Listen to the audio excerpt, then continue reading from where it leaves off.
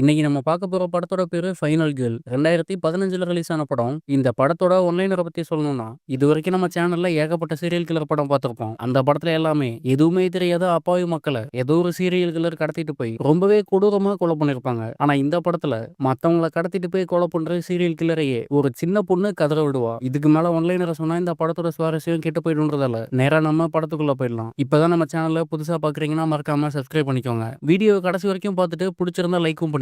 இப்போ இந்த கதைக்குள்ள போலாம். படத்தோட ஓப்பனிங் சீன்ல ஒருத்தன் ஒரு சின்ன பொண்ண இன்டர்வியூ எடுக்கிற மாதிரி காட்டுறாங்க. ஆனா அந்த சின்ன குழந்தை கிட்ட சாதாரணமான கேள்விகள் கேட்காம ரொம்பவே வினோதமான கேள்வியே கேட்டுட்டு இருப்பான். இந்த பொண்ணோட அப்பா அம்மா கொஞ்ச நாளைக்கு முன்னாடி தான் இறந்து போயிருப்பாங்க. உன்னோட அப்பா அம்மா இறந்த பொண்ணதை பத்தி என்கிட்ட சொல்லுன்னு கேட்கும்போது அந்த சின்ன பொண்ணு சொல்லிட்டு இருப்பா. அது மட்டும் இல்லாம அந்த சின்ன பொண்ணோட ஸ்பெஷாலிட்டி என்னன்னு கேட்டா, ஒரு விஷயத்தை இந்த சின்ன பொண்ணு ஒரு தடவை பார்த்தா போதும், எப்பயுமே அதை மறக்க மாட்டா. எடுத்துக்காட்டுக்கு ஒரு பெயிண்டிங் பார்த்தா அந்த பெயிண்டிங்ல உள்ள சின்ன சின்ன டீடைல் கூட இந்த சின்ன பொண்ணோட மைண்ட்ல போட்டோ எடுத்த மாதிரி ஞாபகம் இருக்கும். இன்டர்வியூ எடுக்கிறவன் அந்த சின்ன பொண்ணுகிட்ட, இந்த இடத்துக்கு உன்னை கூட்டிட்டு வரும்போது எந்த வழியா கூட்டிட்டு வந்தோம், அப்படி வரும்போது நீ என்னெல்லாம் பார்த்தேன்னு சொல்லி கேட்பான். அந்த சின்ன பொண்ணு கண்ணை மூடி வரும்போது எந்த வழியா வந்தோம், வழி முழுக்க என்னெல்லாம் இருந்துச்சுன்னு சொன்னது மட்டும் இல்லாம எந்தெந்த இடத்துல கார் எவ்வளவு ஸ்பீட்ல வந்துச்சுன்றது உட்பட புள்ளி விவரமா எல்லாத்தையுமே சொல்லுவா. அதை கேட்டு இன்டர்வியூ எடுக்கிறவனுக்கு எதுவுமே புரியல, மிரண்டு போறான். இன்டர்வியூ முடிச்சிட்டு இதுக்கப்புறம் உனக்கு கொடுக்க போற ட்ரைனிங் ரொம்பவே கஷ்டமா இருக்கும். ஆனா கஷ்டப்பட்டு அந்த ட்ரைனிங்கை முடிச்சிட்டா உன்னோட எதிர்காலம் ரொம்பவே நல்லா இருக்கும்னு சொல்லுவாரு. அதையெல்லாம் கேட்ட அந்த சின்ன பொண்ணும், எதுக்காக என்ன செலக்ட் பண்ணீங்க, எனக்கு ட்ரைனிங் கொடுக்கறது மூலியமா உங்களுக்கு என்ன லாபம்னு சொல்லி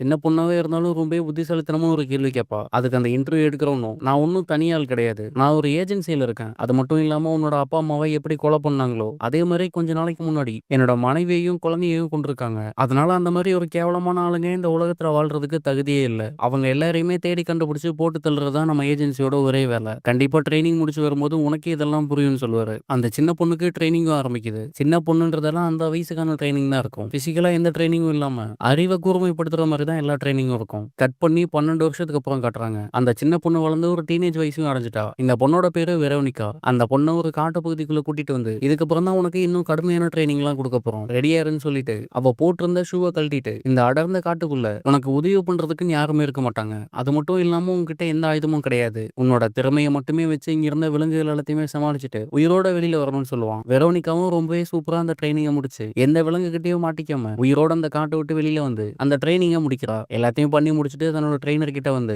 இவ்வளோ கஷ்டப்பட்டு மத்தவங்கள கொலை பண்றதுக்கு என்கிட்ட ஒரு துப்பாக்கி இருந்தா பாக்குற எல்லா கெட்டவங்களையும் போட்டு தள்ளிட்டு போயிட்டே இருப்பேன், எதுக்காக தேவையில்லாம இவ்வளோ கஷ்டமான ட்ரைனிங் எல்லாம் கொடுக்குறீங்கன்னு சொல்லி அவளோட ட்ரெயினர் கிட்ட கேட்பா. ட்ரெயினரும் கையில இருந்த ஒரு கண்ணை வெரோனிகா கிட்ட தூக்கி போட்டுட்டு, இந்த கன்னு உன்னோட கையில இருந்தா உன்னோட மொத்த நம்பிக்கையும் இந்த துப்பாக்கியில தான் இருக்கும். ஒருவேளை சண்டை போடும்போது இந்த துப்பாக்கி உன்னோட கை விட்டு போயிட்டா உன்னோட மொத்த நம்பிக்கையும் உடைஞ்சிரும். அதுக்கப்புறம் உன்னால யாருக்குனையும் சண்டை போட்டு அவங்கள கொலை பண்ண முடியாது. அதனால கையில எந்த ஆயுதமும் இல்லைனாலும் வெறும் கையை மட்டுமே வச்சு மத்தவங்கள எப்படி கொலை பண்றதுன்னு சொல்லி நான் உனக்கு சொல்லி தரேன்னு சொல்லுவான். அங்க கட் பண்ணி வெரோனிகாக்கு ஒருத்தங்களை எப்படி கொலை பண்ணாம அவங்கள மயக்கமடைய செய்யறதுன்னு சொல்லி ஒரு ட்ரைனிங் கொடுக்குறான். ட்ரெயினர் தானாவே வெரோனிகா கிட்ட மாட்டிட்டு, என்னோட கழுத்துல உன்னோட கையை வச்சு ஒரு குறிப்பிட்ட அளவு அழுத்தம் கொடுத்து ஏன்னா மயக்கமடைய செய்யணும். ஆனா இதுல டைமிங் ரொம்பவே முக்கியம். ஏன்னா ஒரு குறிப்பிட்ட நேரத்துல கழுத்தை இறுக்கி இருக்கும்போது கையை எடுக்கணும். ஒரு நொடி அதிகமா போயிட்டாலும் நான் இறந்து போயிடுவேன். அதே மாதிரி ஒரு நொடி கம்மியா இருந்தாலும் நான் மயக்கமடைய மாட்டேன். திரும்ப எழுந்து உன்னை கொலை பண்றதுக்கு கூட வாய்ப்பு இருக்குன்னு சொல்லுவாரு. ஆனா வெரோனிகா ரொம்பவே சூப்பரா அவர் சொன்ன மாதிரி அந்த குறிப்பிட்ட டைம்ல அவரோட கழுத்துல இருந்து கையெடுத்து அவர் இறந்தும் போகாம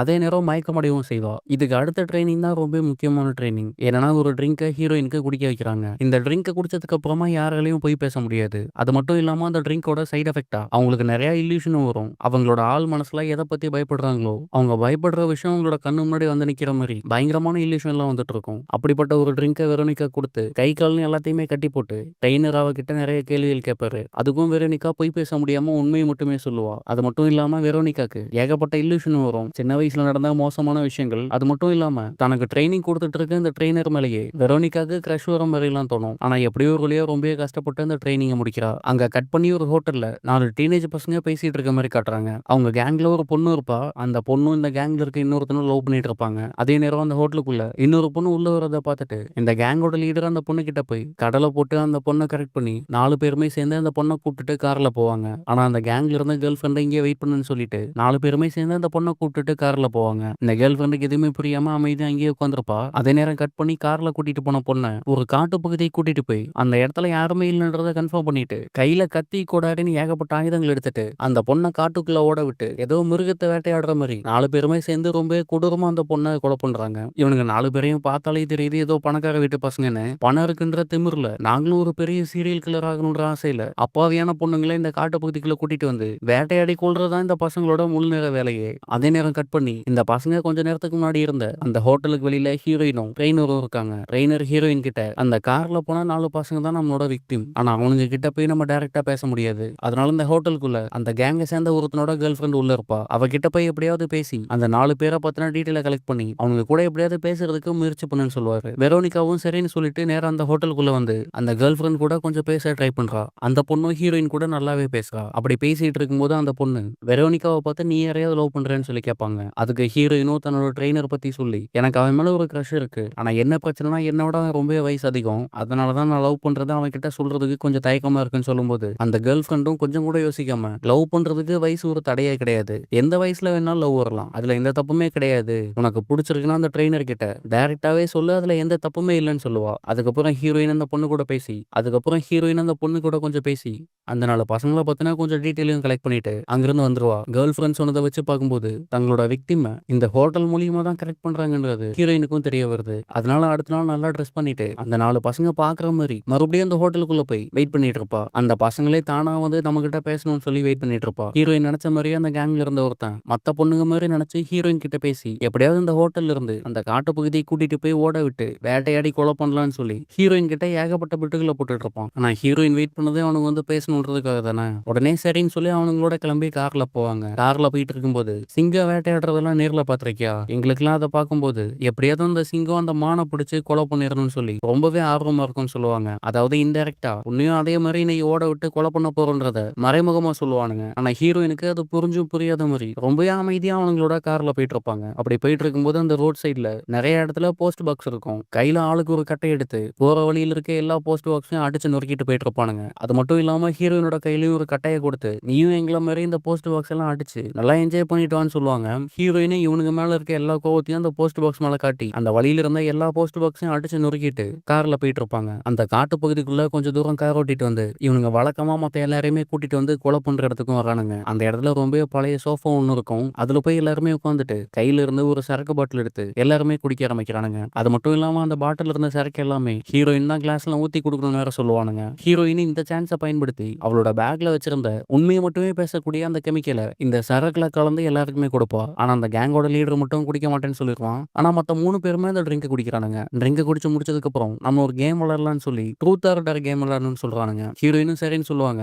இந்த கேம்ல தோக்குறவங்க உண்மையை மட்டும் தான் பேசணும். அப்ப ஹீரோயினோட டர்ன் வரும்போது ஹீரோயினுக்கு டைன்னு சொல்லி அந்த ஆப்ஷன் வருது. அதாவது ஹீரோயின் இப்ப இறந்து போகணும். அதை பார்த்த உடனே எல்லாருமே கேம்னா கேம் தான், நீ இப்ப இறந்து போய் தான் ஆகணும்னு சொல்லி ஹீரோயினை போட்டு பயங்கரமா கலாய்ப்பானுங்க. அதை பார்த்து ஹீரோயின் வேணும்னே பயப்படுற மாதிரி நடிச்சு எனக்கு இங்க இருக்கிறதுக்கு ரொம்ப பயமா இருக்கு, என்னோட வீட்டுக்கு போகணும்னு சொல்லி பயங்கரமா அழுவாங்க. ஹீரோயின் அழுகிறத பார்த்து அந்த 4 பேருமே பயங்கரமா சிரிப்பானுங்க. அதை கேட்ட அந்த கேங்கோட லீடரும் உன்னால முடிஞ்சா இங்கிருந்து தப்பிச்சுக்கோ, உனக்கு 5 நிமிஷம் டைம் தரேன், அந்த நேரத்துல உன்னால எவ்வளவு ஓட முடியுமோ ஓடி போய் உன்னோட உயிரை காப்பாத்திக்கோ, அப்படி இல்லைன்னா உன்னை கொன்றுவோன்னு சொல்லுவான். ஹீரோயின் அதை கேட்டு அங்கிருந்து தலை தெறிக்க ஓடுவாங்க. ஹீரோயின் ஓட ஆரம்பிச்சா 5வது நிமிஷம் இந்த 4 பேரும் 4 திசையில இருந்து ஓடுவானுங்க. இவனுங்களை பொறுத்த வரைக்கும் இது ஒரு கேம். 4 பேருமே ஒன்னா போய் வேட்டையாடாம வெவ்வேறு திசையில போய் விக்டிமா போட்டு தள்ளுவானுங்க. அது மட்டும் இல்லாம கையில விதவிதமா கத்தி கோடாரின்னு ஏகப்பட்ட வெப்பன் எடுத்துட்டு போவானுங்க. 4 பேர்ல யாரு முதல்ல விக்டிமை கொலை பண்றாங்களோ அவங்க தான் அந்த கேமோட வின்னர். இதை ஒரு கேம்னு வச்சு பணக்கார திமிர்ல சைக்கோத்தனமா இதை பண்ணிட்டு இருப்பானுங்க.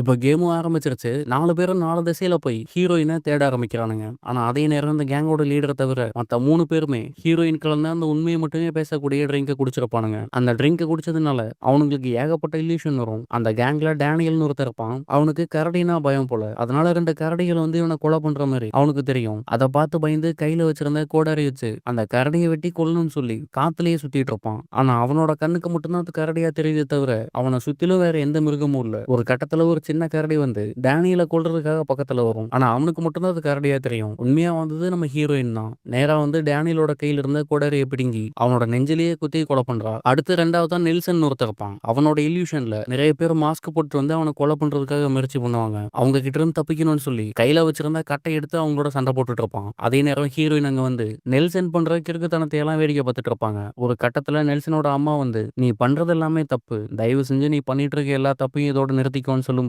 நெல்சன் அவனோட அம்மான்னு கூட பார்க்காம அவங்களே கொலை பண்றதுக்கு முயற்சி பண்ணுவான். ஆனா அது எல்லாமே இல்யூஷன் தான், எதுவுமே உண்மை கிடையாது. தன்னோட அம்மாவை கொலை பண்ணிட்டமேன்னு சொல்லி ரொம்பவே ஃபீல் பண்ணிட்டு இருக்கும்போது அந்த இடத்துக்கு ஹீரோயின் வந்து அவன் கூட சூப்பரா சண்டை போட்டு கீழே தள்ளி விட்டு பக்கத்துல இருந்து ஒரு பெரிய கல் எடுத்து அவனோட தலையிலேயே போட்டு கொலை பண்றாங்க. அடுத்து 3வதா ஜேம்ஸ்னு ஒருத்தர் இருப்பான். ஹீரோயினை தேடி ஓடி வந்துட்டு இருக்கும்போது தன்னோட நண்பர்கள் எல்லாருமே கொடூரமா கொலை செய்யப்பட்டிருக்காங்கன்றத பார்த்துட்டு ரொம்பவே பயப்படுறான். அதே நேரம் இந்த கேங்கோட லீடரை காட்டுறாங்க. அவன் ஹீரோயினை தேடி போகாம இன்னும் அந்த சோஃபா இருக்க இடத்துல தான் உட்காந்துருப்பான். அந்த இடத்துக்கு ஒரு கார் வர மாதிரி வெளிச்சம் தெரியும். நைட் நேரத்துல இந்த காட்டுக்குள்ள யாரா வரான்னு பார்த்தா கார்ல வந்தது வேற யாரும் கிடையாது. ஹோட்டல்ல ஹீரோயின் போய் பேசியிருப்பாங்கல்ல, அந்த கேங்ல இருந்த ஒருத்தனோட கேர்ள் ஃப்ரெண்ட் தான் வந்திருக்கா. நேரா வந்து கேங் லீடர் கிட்ட என்னோட பாய் ஃப்ரெண்ட் எங்கன்னு கேட்கும்போது கேங் லீடர் நேரா இந்த பொண்ணு கிட்ட வந்து என்ன பழசையெல்லாம் மறந்துட்டியா, நீயும் நானும் ஒரு டைம்ல டேட்டிங் பண்ணிட்டு இருந்தோம், நம்ம 2 பேருக்குள்ள செட் ஆகலன்னு சொல்லி தான் இப்போ நீ என்னோட ஃப்ரெண்டு கூட ரிலேஷன்ஷிப்ல இருக்க. ஆனா அவன் வேஸ்ட், அவனை விட என்கிட்ட நிறைய பணம் இருக்கு, அவனை கழட்டி விட்டுட்டு நம்ம 2 பேரும் திரும்ப ரிலேஷன்ஷிப்ல இருக்கலாம்னு சொல்லி அந்த பொண்ணு கிட்ட பேசிட்டு இருப்பான். அதே நேரம் இந்த பொண்ணோட பாய் ஃப்ரெண்டும் அங்க வந்து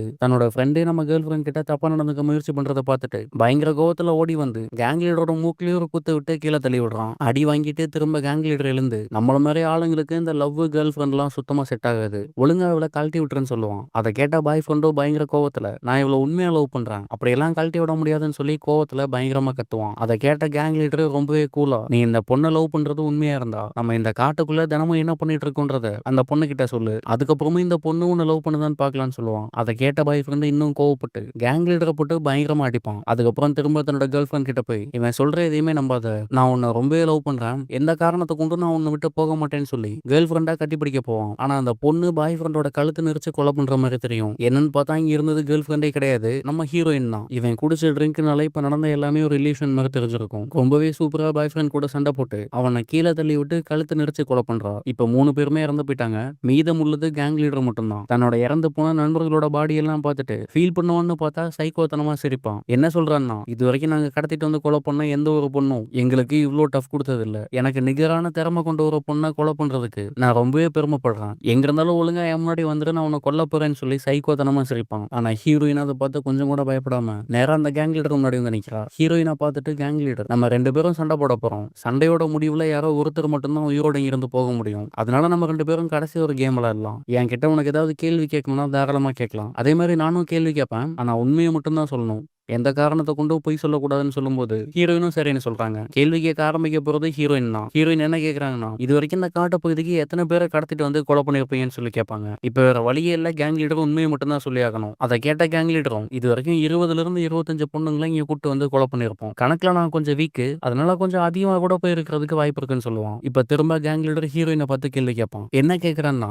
என்னோட ஃப்ரெண்ட்ஸ் 3 பேரை நீ போட்டு தள்ளிட்ட, அப்படி நீ அவங்களை கொலை பண்ணும்போது உன்னோட உயிரை காப்பாத்திக்கணுன்றதுக்காக ஒரு பயத்துல கொலை பண்ணியா இல்லனா உங்களை போட்டு தள்ளும்போது நீ என்ஜாய் பண்ணியான்னு சொல்லி கேட்பான். இப்ப வேற வழியே இல்ல, ஹீரோயின் உண்மையா தான் சொல்லி ஆகணும். அதனால ஹீரோயினும் நான் ஒன்னு என்னோட உயிரை காப்பாத்திக்கிறதுக்காக நான் உங்களை கொலை பண்ணல, இன்னும் சொல்ல போனா உங்களை போட்டு தள்ளணுன்றதுக்காக தான் நானே வாண்டடா இங்க வந்தேன், அவங்க சாகும்போது மரண பயத்துல என்கிட்ட கெஞ்சும் போது அதை பார்த்து நான் ரசிச்சேன் அப்படின்னு ஹீரோயின் சொல்லுவாங்க. அதை கேட்ட கேங் லீடர் பயங்கரமா கைத்தட்டி சிரிச்சுட்டு இந்த மாதிரி ஒரு பொண்ணை தான் நான் தேடிட்டு இருந்தேன், நம்ம 2 பேரும் சேர்ந்து இதுக்கப்புறம் மத்தவங்களை கடத்தி கொண்டு வந்து இந்த இடத்துல வச்சு கொலை பண்ணலாம், அவங்க உயிர் பயத்துல இந்த காடு முழுக்க ஓடுறத பார்த்து நம்ம 2 பேரும் ரசிக்கலாம்னு சொல்லி கேட்பான். ஆனா ஹீரோயின் அதெல்லாம் முடியாதுன்னு சொல்லிடுவாங்க. இப்ப கேம் முடிஞ்சதால 2 பேரும் சண்டை போட ஆரம்பிக்கிறாங்க. என்னதான் ஹீரோயின் பொண்ணா இருந்தாலும் ஏற்கனவே 3 பேரை கொலை பண்ணி டயர்டா இருந்தாலும் கேங் லீடர் கூட பயங்கரமா சண்டை போடுவாங்க. இன்னும் சொல்ல போனா மரத்துல எல்லாம் கால் வச்சு பறந்து பறந்து அடிப்பாங்க. ஆனா கேங் லீடரால ஹீரோயினை சமாளிக்கவே முடியல. அப்படி சண்டை போட்டுட்டு இருக்கும்போது ஒரு கட்டத்துல படத்தோட ஓப்பனிங் சீன்ல ட்ரெயினர் எப்படி ஒருத்தங்களை கொலை பண்ணாம எப்படி மயக்கமடைய வைக்கணும்னு சொல்லி ஒரு ட்ரிக்கை சொல்லி கொடுத்திருப்பான். அந்த மாதிரி கையை வச்சு கேங் லீடரோட கழுத்தை இறுக்கி அவனை சாகடிக்காம மயக்கமடைய வைக்கிறா.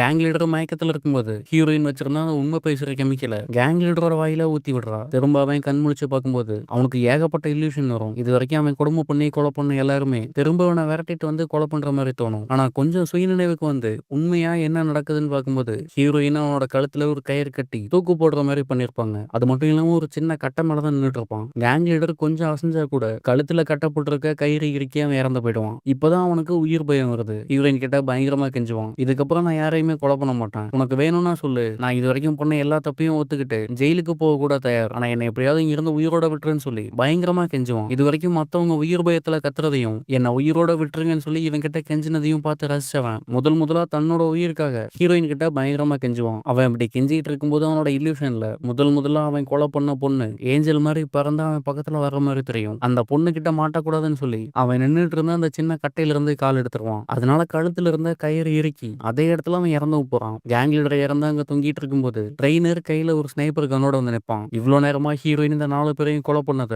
தூரத்துல இருந்து ட்ரெயினர் பார்த்துட்டு இருந்திருப்பான். ஹீரோயினுக்கு ஏதாவது ஆபத்து வந்தா மட்டும் நம்ம போய் உதவி செய்யலாம். இல்லனா நம்ம கொடுத்த ட்ரெய்னிங்க வச்சு ஹீரோயின் எப்படி கொலை பண்றான்னு பார்த்து ரசிச்சிருக்கான். அங்க கட் பண்ணி ட்ரெயினரும் ஹீரோயினும் எந்த ஹோட்டல்ல இருந்து வந்தாங்களோ அந்த ஹோட்டலுக்கே திரும்ப 2 பேரும் போய் சாப்பிடுற மாதிரி காட்டி இந்த படத்தை இங்கேயே முடிக்கிறாங்க. இந்த படம் எப்படி இருந்துச்சுன்னு உங்களோட கருத்தை கமெண்ட்ல சொல்லுங்க. வீடியோ பிடிச்சிருந்தா லைக்கும் பண்ணிருங்க. இதே மாதிரி ஹாலிவுட் படங்களையும் மற்ற மொழி படங்களையும் தமிழ்ல பார்க்கணும்னு நினைச்சா மறக்காம நம்ம சேனலை சப்ஸ்கிரைப் பண்ணிக்கோங்க. தினம் தினம் ஒரு புது வீடியோ நம்ம சேனல்ல அப்லோட் ஆயிட்டு இருக்கும். அதையெல்லாம் பார்த்து உங்களோட சப்போர்ட்டை கொடுங்க.